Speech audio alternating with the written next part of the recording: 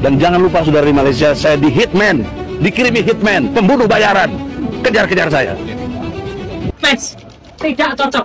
Motor ijazah Jokowi tidak cocok dengan. Oke, kita ke informasi selanjutnya pemirsa. Polda Metro Jaya menjadwalkan pemeriksaan pakar telematika Roy Suryo sebagai saksi kasus dugaan ijazah palsu Joko Widodo.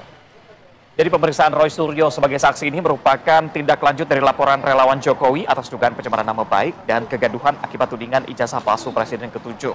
Pemeriksaan terhadap mantan Menpora era SBY ini merupakan pemeriksaan kedua di Polda Metro Jaya. Penyidik pun juga telah melayangkan panggilan terhadap 4 orang lainnya pada Rabu kemarin, yaitu ES, K, DH, dan RF. Namun keempatnya tidak memenuhi panggilan penyidik. Sehingga 6 kasus yang keseluruhannya merupakan laporan dugaan pencemaran nama baik ditangani Subdit Kamnek Polda Metro Jaya.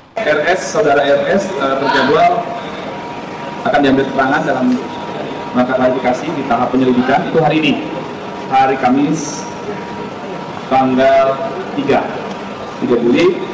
Saat ini penyelidik masih menunggu apakah hadir atau tidak hari Kamis ini ya. Kalau kemarin ada 4 saksi yang diundang. Kemarin itu saudara ES, kemudian K, kemudian DH, sama RF, itu kemarin. Itu tidak ada yang hadir. Ya.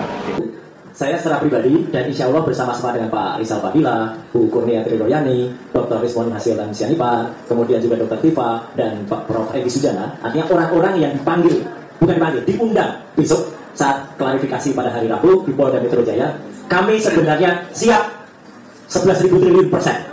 Ya, kami siap, tapi kami sangat menghormati saran dan nasihat atau advice dari kuasa hukum kami, karena secara hukum memang itu tidak perlu dihadiri.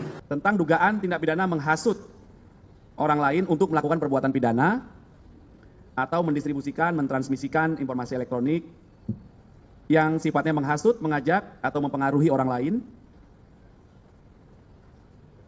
yang menimbulkan rasa kebencian atau permusuhan terhadap individu dan atau menyebarkan informasi elektronik yang bermuatan bohong sebagaimana diatur di pasal 160 KUHP dan atau pasal 28 ayat 2 Undang-Undang ITE.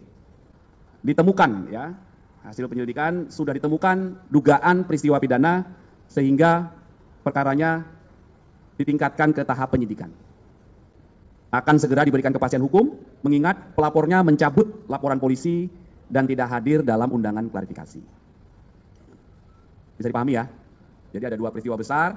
Yang pertama pencemaran nama baik itu ada pelapornya, itu naik penyidikan. Kelompok kedua penghasutan dan Undang-Undang ITE.